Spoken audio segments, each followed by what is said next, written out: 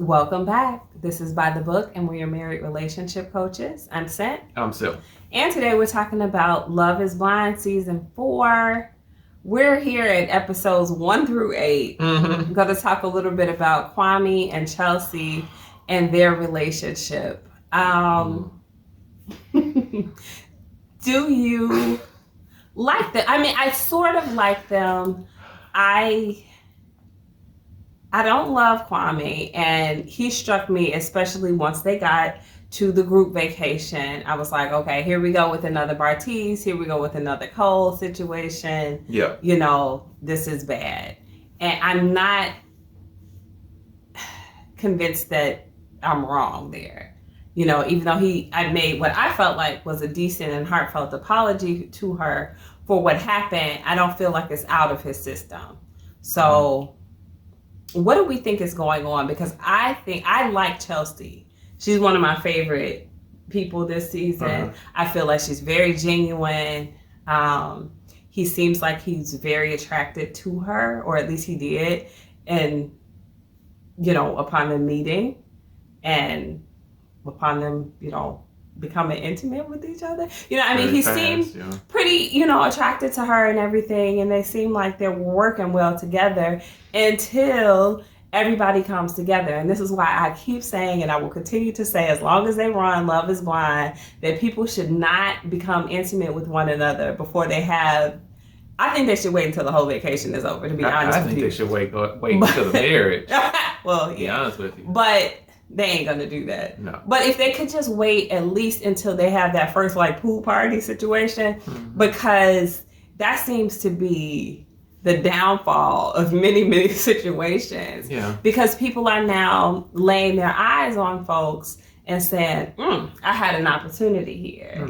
And no matter how many times people try to say that it is, I'm gonna have to go back to, who was the guy's name who everybody hated from 2 seasons ago? Shake, yeah. Love is not blind. Like, it's not. I have to agree with him there. He wasn't my favorite character, but when that attraction is important. And when you're thrust into a situation where you're seeing people who you just got done talking to, maybe develop some feelings for, and you get to second guess yourself, a lot of them are doing that. Some of them aren't acting on it. Like, I think even Paul, they're seeing people and they're like, I don't know, you know. And I think that's where Kwame is. I think I was disgusted to see how long he talked to Micah, how disrespectful that conversation was. That's the way. And don't forget that she had asked him for like guac and chips, and she ended up walking home. Yeah. And he wasn't even thinking about them doggone guac and chips, you know. And this was a conversation that he was having with Micah, where she had said something that was rude to him. He was supposed to be setting her straight on that, and they ended up flirting with one another. Yeah. It's so much to unpack. Yeah. Within that, and I'm gonna give it the Reader's Digest version. You used the word disrespect, and I'm gonna piggyback off of that, and I'm gonna say that was hugely disrespectful. Yeah. But it all, I think, goes back again to that she is his second choice. Yeah. Micah was his first choice, and we continue to see this whole dynamic play out beyond this season, but going back to the prior seasons. And when you have that dynamic of you're with your second choice, and like you say, you see the person who's your first choice, and you still have that supposedly emotional connection for 10 days, 14 days, whatever long they're in these pods. But you see this person, and you put in the face with the voice. You're not yet devoted really to this person. Yeah, you asked them to marry you, but still, come on. You're not devoted to this person. You haven't built up that type of devotion. The only thing you really are going to have is your strength of character. And so going into that knowing, but let me rewind. Going into that, he had already asked her, you know, do you mind if I talk to Micah? So he already had a thirst for this conversation. He already had a need, a desire for this. And it all played out according to his lack of character. There's no character there. And so it's just like, you know what? I asked this woman to marry me. I meant it. I'm going to stand on that. And regardless of who Micah is or whoever is, I am never going to disrespect my future wife and then my wife. I'm just not going to do it. There's no one that's more important, more beautiful, more intelligent than this woman right here. And I have to, but it takes a while for that to build up. Exactly. That's exactly what I was going to say. That in theory is great. And in situations and marriages or, that grow in a natural way, that makes sense. For a young man, relatively young man, who doesn't have like a history, a foundation with this person, and like you said, she was his second choice, he would have proposed to Micah had it not been for her. I think that's almost impossible for him to muster up that level of self-restraint. And we saw that play itself out because when he has an opportunity, he goes and talks to her, and of course that was hurtful to Chelsea to see. And she had just become intimate with him. And it's like, dang, this is embarrassing. Not to mention, and I say this often here, I think it warrants repeating, the worst thing you want as a woman, and maybe as a man too, but I can speak personally as a woman, is to have your man make a fool out of you, or to have another woman have like a leg up on you, to be like, oh, yeah, I just had this conversation with your fiance, and she knows Chelsea was his first pick. It's not like it's a secret who these people are. She knows the situation. So she has to sit here in her own feelings thinking, this woman is very likely laughing at me because she's sort of in control of this situation. If she should choose to say to Kwame, you know what, I made the wrong decision too. Paul isn't for me. Like, we should just hook up. Yeah. He probably would do it. He would. That's the worst spot that she could possibly be in. Yeah. So. No, I think, going back to the pods, looking at old Kwame, after she broke his heart and he's in there crying. I mean he's really in there letting it loose. And then you want to backtrack and go with your second choice. That's disrespect in itself. If anything, I'm going to go back in there if I have the character. I keep using that word. If I have the character, I'm going to go back in there and I'm going to be like, you know what? I was into this thing over here and that totally went left, and I never want to make you my second runner up. So how about this? I do think enough of you that I want to continue to talk to you, and I do want to continue to be a friend to you if you're open to it. But to go back in there and to propose, well, they can't be part of the show if they don't propose. So they do these things, somewhat inspired by the celebrity that befalls them when they get on, like when they get to the stage of proposal, I think. You guys let me know what you think. Maybe I'm very cynical about this, but it's hard for me to believe that some of these people don't just get engaged so they can move forward with the process. Maybe, but we continue to see this play out. The second choice eventually gets treated like a second choice. Yeah. And you can see that with Jared, you can see that with Bartiz, and now with Kwame. He's treating it like the second choice, and it's just like, no, nope. Yeah. So, I don't know if I saw or I heard previews. Do you think he's going to shoot a shot with Micah? I think he's already shot his shot. Well, if he shot a shot, then he missed. Well, that don't mean he ain't going to shoot it again. Right. That's what I'm asking. Do you think he's going to You know, I think if he given the right circumstances and the right moment, and if he think he can get away with it, yeah, he's going to shoot a shot. See, because what's happening now with him and Chelsea is that they're bumping heads a little bit about their living arrangement. Yeah. And this is one thing that my husband and I were talking about, and I feel like sometimes the youth and the immaturity of some of these people show, because if you're in the pods with somebody and you get to have hours-long conversations with them multiple times, there's some things that just have to come up. There are practical things about relationships that have to come up. Where are we going to live? Particularly if it hinges on like moving out of state or, you know, not like the adjoining city or something like that. Something that's going to significantly impact your living situation, your finances, your job. Yeah. Just everything. How does this not come up? We're just now talking about this after we're married and sleeping, or not married, but engaged and sleeping together. Like, this is when this comes up. So it's shocking to see them sit down and have these conversations now. And he seems to be pulling back. You know, she's talking about having kids and he's like, nah, I want to travel. So I'm like, what on earth did y'all talk about in these pods that these conversations did not come up? Meaningless trash. That's what they talk about. What, you know, what's your favorite color? What's your sign? You know, all of these. Oh my goodness, we're meant to be. You're a Pisces, I'm an Aries. Like, what? Yeah, meaningless conversations, and they base this whole relationship idea off of nothing. You haven't had the real conversation with this person. The only thing you did was you had these surface level conversations that absolutely mean nothing within the confines of a relationship, especially a marriage. You know, like you said, where are we going to live? Do you want kids? When do you want to have kids?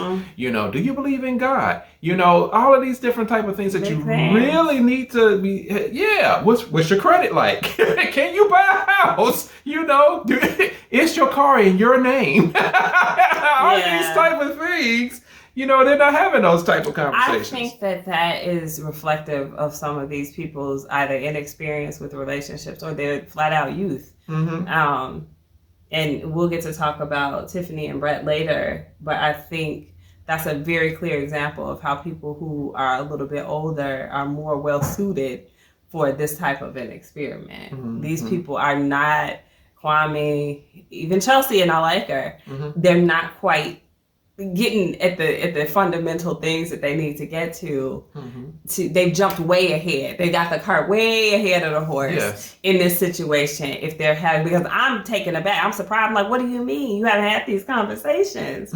As I'm listening, and I want to like jump on Kwame and be like, you know, why is he having like these drawbacks? But I'm like, no, if these aren't conversations that were had, I can't be mad at him for now expressing, hey, like, this is the way I saw things. I don't want to get married and have kids right away. I want to be able to travel and enjoy my significant other, enjoy my spouse, enjoy my marriage before we have kids. I don't want to take a kid and have a beachside bassinet with us when we on vacation. These are legitimate things. Yeah, and I didn't have any problem with what he said because it did make sense. But that is something that they should have discussed while they were in the past. But they're too busy trying to be liked and to try to get picked. And so you're not having these real conversations that they need to have. I mean, but on the other side of that, I do understand. Hey, we just had this expedited process and just got married within a month. And so we do need some time to spend together and to really, really get to know one another before we bring kids into the mix. To me, that makes sense. Unless you're dealing with some time restraints if they're both older, especially if she's older. They have time. She may not feel like they have time. I do notice that people who freshly hit 30 somehow, bless their hearts, they feel very old. Like they're running out of time for stuff. Their biological clock, you know, I'm like, relax. You got a little time. I should have had kids 2 years ago. I'm like, you shouldn't have. Like, you should have lived. Kids, they don't go away. So, no, they don't. But I mean, it's. I'm worried for Chelsea. I am, because I feel like she's gonna get her heart broken. in this situation, and I don't feel like Kwame is as mature as I would like him to be. Mm-hmm. I like the apology that he gave her after the confrontation that her confrontation of him about the conversation he had with what is the girl's name? Micah. But then he ended up talking to her again at another event for kind of a long time. And I'm like, he hasn't really learned. He's not done with this. And I also think Micah, she is significantly younger than Chelsea. She might be of more of a mentality, and I think I'm correct because I think she had this conversation with Paul and his parents, or with her parents, about how she didn't want to hurry up and have kids yet. She said, I'm definitely not ready to have kids yet. So there may be some things that they're more aligned on, truly, on a fundamental level. So that could connect them as well. Yeah. That too. It's again, the only thing I can go is the first choice versus the second choice, and this is even before he had even seen either one of them, and he obviously gravitates still more to Micah. Now, when Chelsea is questioning him, as far as, do you want to be with me, to be with her, or whatever, and this is his response, and I listened very carefully to the words that he uses. His response was, this is exactly where I need to be. Yeah. However, you don't hear him say, this is exactly where I want to be. And those are two different things. Where he wants to be and where he needs to be, I think, are two contrasting things. He want to be over there with Micah, but he constantly knows that he needs to be with Chelsea. She's a better choice for him. She's more stable, I think. Yeah. I think she's more caring. I think better character. Better character. I think, she's more caring. She's more devoted. I think she's going to, see to his needs being met more so than what Micah would. But if he's not ready, it doesn't matter if she's what he needs, because he can't benefit from having what he needs at a time when he can't receive it. Yeah. So all he's going to do is end up damaging her. Yes. He's already hurt her. So the door to that pain being revisited is very likely. And we saw it again, like you said, at the second get together. I don't see her acknowledge it, but it definitely happened. Yeah. Yeah. But I don't see why she just didn't go over there and shut it down. Yeah, look, we already discussed this. I'm not going to be nice about this anymore. We can all three have this conversation. Right now. It's no reason for them to have private conversations at this point anymore. No, absolutely not. No, to continue to allow someone to disrespect you, that is a big time no. Yeah. Yes. Well, we'll see. I mean, she's got her dad's stamp of approval, but he doesn't have his mom's stamp of approval. And that is another thing. I wonder what a challenge it will be for him to get to the point where mom is okay with it. She darn near hung up on him. Yeah. He was like, you're mad. Yeah. So it makes me wonder, is why? Why are you so mad? Is it because you're more traditional and you don't like this whole setup of the thing? Or is it something about Kwame that you're like, boy, you ain't no good. You ain't ready. You ain't right. No, absolutely not. I wonder if if it's an overarching, I'm more traditional, and this whole thing that you get mixed up in, absolutely not. I don't support it. Or no, I just don't support you because I know your shortcomings, and boy, you about to mess up and you about to hurt somebody, whoever you engaging with. Yeah, maybe. I mean, at least it's not Chelsea specific. I feel like no matter who it was, his mom would have had a problem with it. Yeah. But again, I mean, these young people, they don't do what they should do. They should prep their family and friends for stuff like this. You can't just spring a fiance on your mom or dad. Yeah. That was a bad choice in the first place. I know I guess he probably knew she wouldn't approve of what he was doing. So there was no need to bring it up before it happened. But no, it's going to take a long time to welcome any young lady who he gets from this process into the family, and that's going to create another challenge for them. Yeah. So I don't see it working out. I'm curious what you guys think. I think that I'm sort of foreseeing a no from him at the wedding day. Probably so. I think they both really need to say no, but I think she is more ready, I in my estimation, for a marriage than what he is. So she may say yes, but I think both of them need to say no.